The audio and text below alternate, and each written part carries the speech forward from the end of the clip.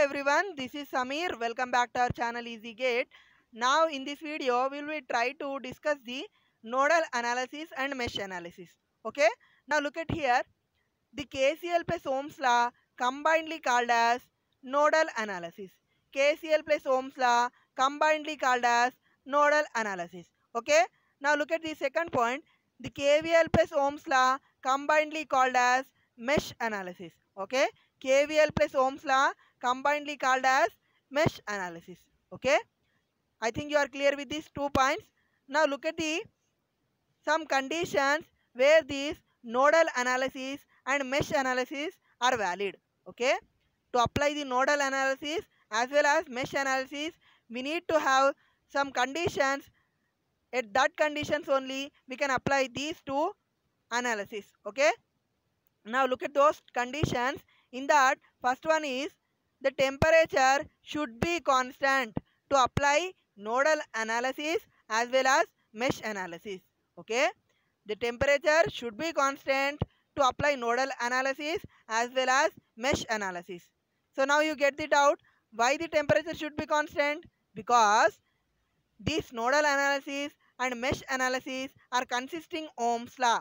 Okay, are consisting Ohm's law, and Ohm's law is valid only when the temperature is constant. That's why the nodal analysis and mesh analysis are also valid when the temperature is constant. Okay.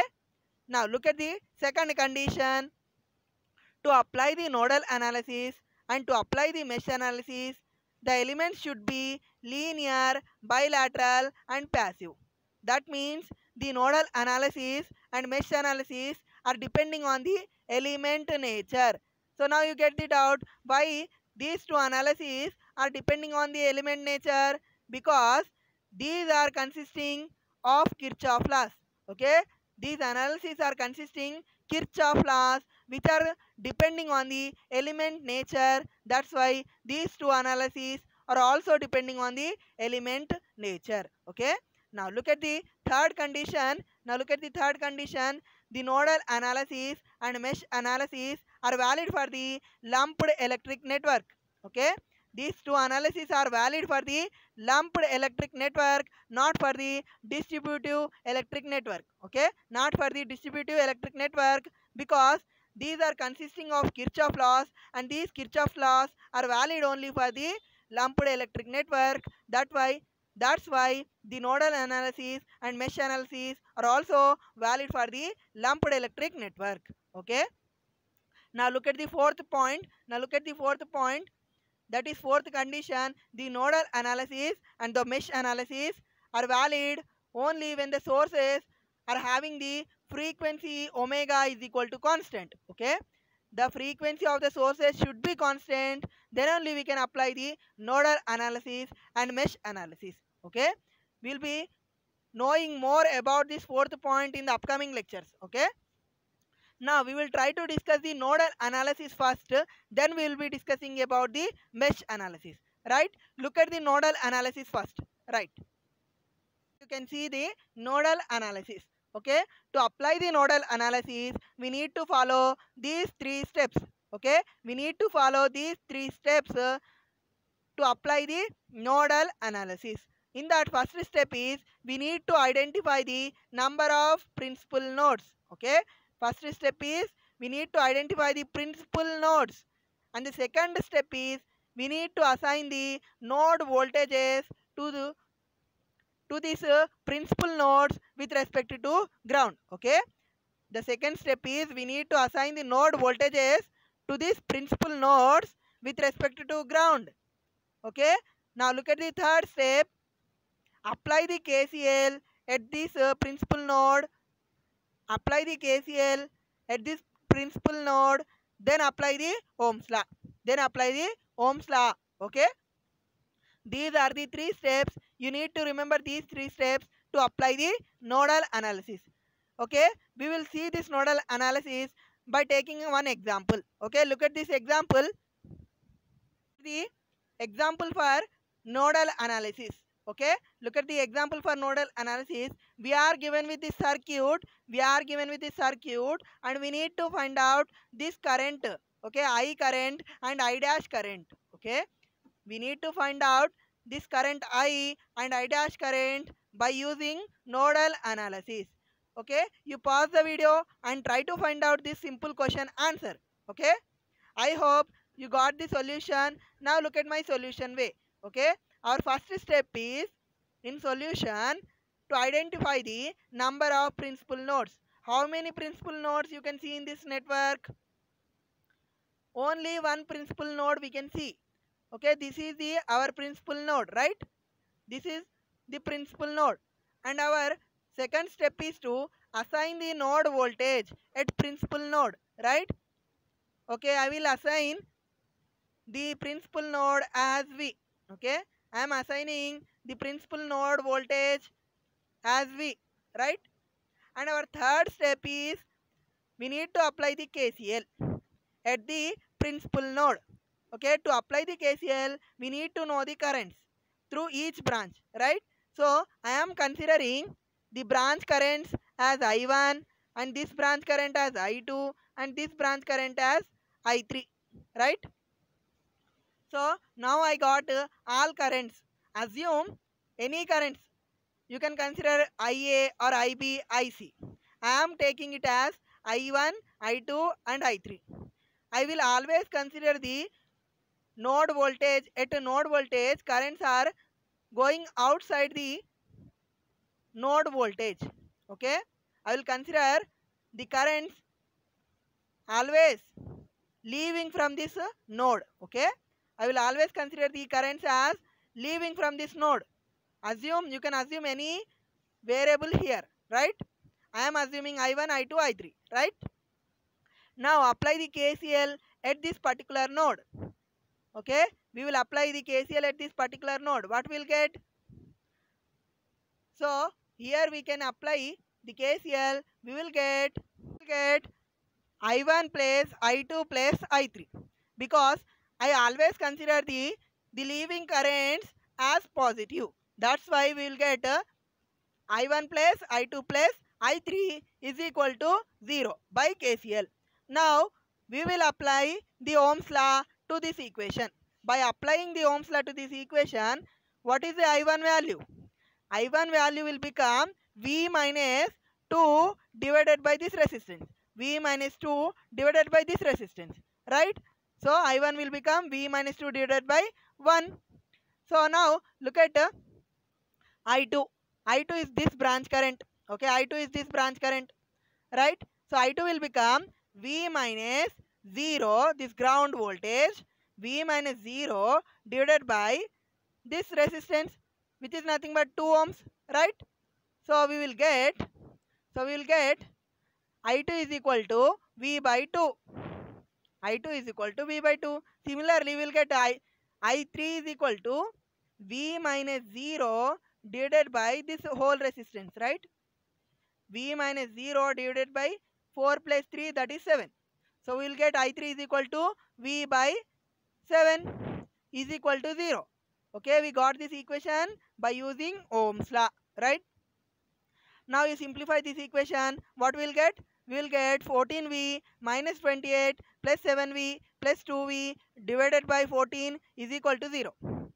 If you again simplify this, we will get 23V minus 28 is equal to 0. We will get V is equal to 28 by 23, that is equal to 1.21 volts. We got our node voltage, that is our principal node voltage, right? We got this principal node voltage. Now we can easily find out this I1 and I2 and I3 by using this principal node voltage, right? So I1 is nothing but I1 is equal to V minus 2 divided by 1, okay, by Ohm's law, right? So substitute V value in this equation, what we will get? 1.21 minus 2 divided by 1, because V value is 1.21, right? So we will get, by simplifying this, what we will get? Minus 0.79 amperes. We will get minus 0.79 amperes as our I1 current, right? As our I1 current.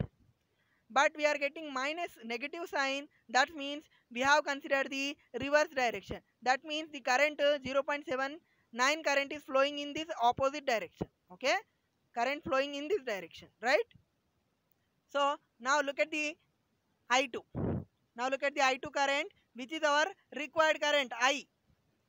Which is our required current I. So that will become V by 2, which is nothing but 1 by 21. So sorry, 1.21 divided by 2. This is our I2 current and our required current I. Okay.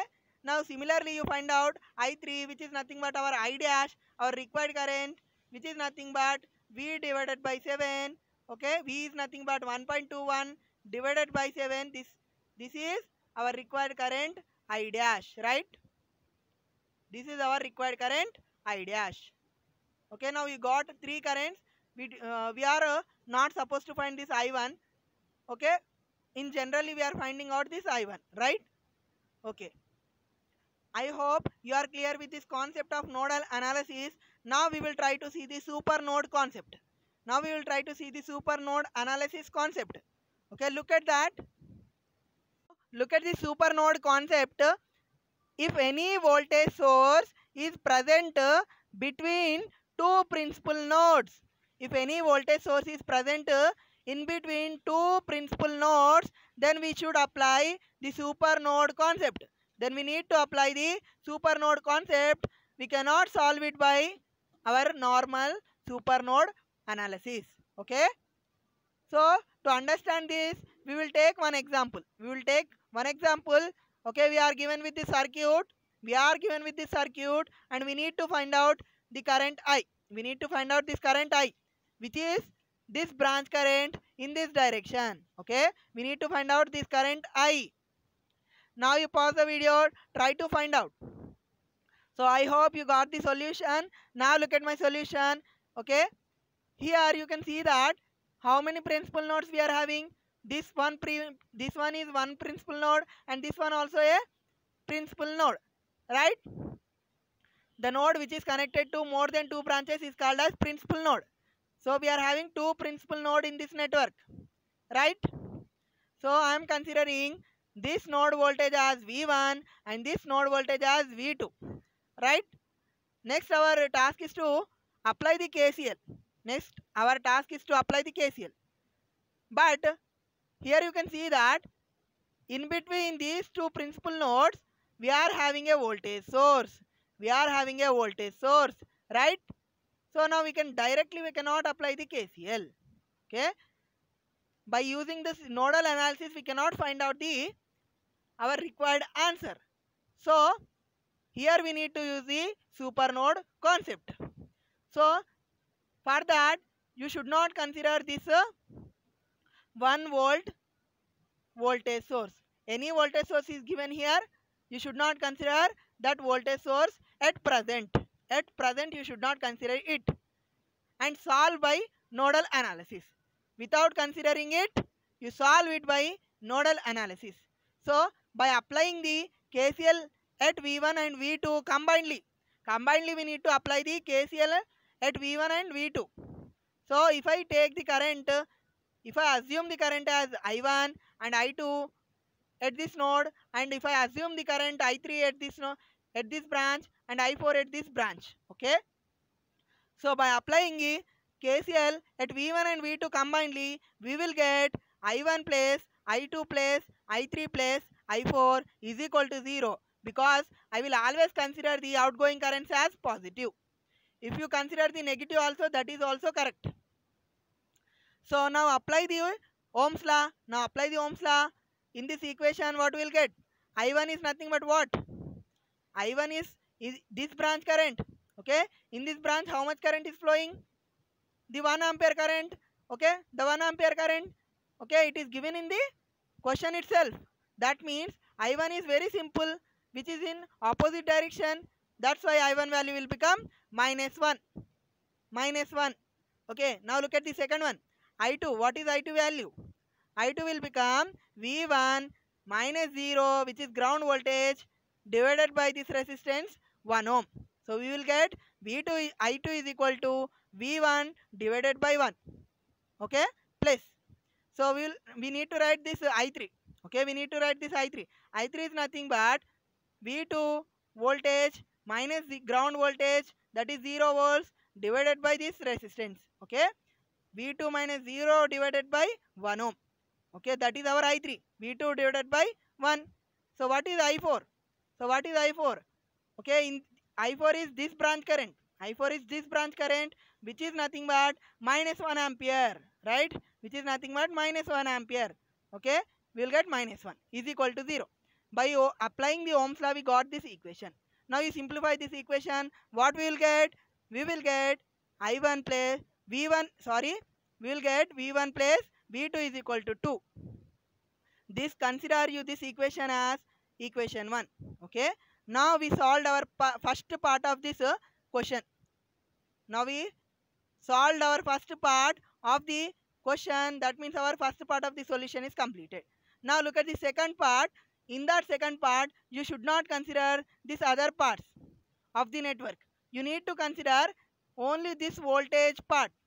Only this voltage source part you need to consider. Okay. So I am considering, here you can see that I am considering only voltage source part with respect to ground, right? With respect to ground. This is our ground. I am considering that branch only in the second part of the solution.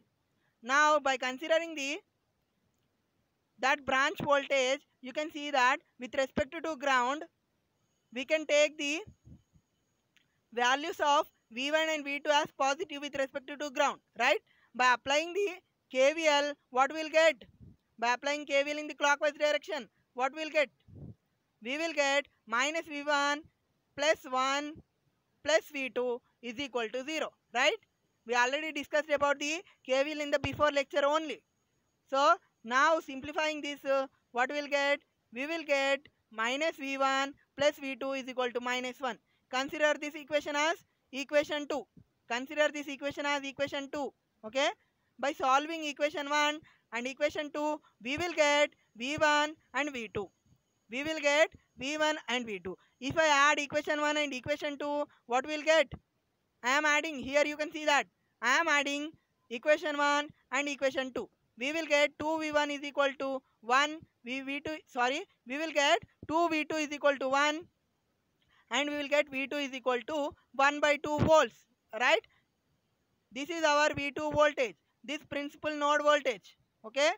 So now here you can see that if I subtract equation 2 from the equation 1, what we'll get? We will get 2V1 is equal to 3. We will get V1 is equal to 3 by 2 volts. Okay, this is our principal node voltage, this principal node voltage. Now we got this principal node voltage and this principal node voltage. By using these two voltages, we can find out I1 and I2, I3 and I4. So as you can see here, I am finding out those values. Okay. Will become, so I1 will become minus 1. Already we can see that the I1 is nothing but minus 1 only. Okay, I2 will become V1 divided by 1. I2 will become V1 divided by 1. So what is the V1 value? 3 by 2 divided by 1. We will get 3 by 2 amperes. Now look at here. I3 is nothing but what? V2 divided by 1. Okay, we already solved it here. Okay, here you can see that we already write down the I3 value as V2 divided by 1, right? So here you can see that V2 divided by 1, which is nothing but 1 by 2 divided by 1, which is equal to 1 by 2 amperes. So what is I4? What is I4? Here you can see that we already write down the I4 value as minus 1, which is equal to minus 1 amperes, right? So now we got our these branch currents. Now we got this branch current. Now we got this branch current. Now we got this branch current and this branch current. Till now we did not find out this branch current, right? Till now we did not find out this branch current. So how to find out this branch current? By simply applying KCL at this particular node, or you can apply the KCL at this particular node also. So you can choose any of the node and you can apply the KCL at this node, or you can apply the KCL at this node. You will get this branch current. Okay, because you know these two branch currents. Okay, it is easy to find out this branch current, right? So I am applying KCL at this particular node V1. So look at here.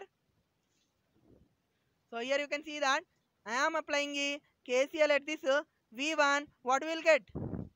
We will get I1. Sorry, we will get I plus I1 plus I2 is equal to 0. Right? We will get I plus I1 plus I2 is equal to 0 by applying KCL at V1.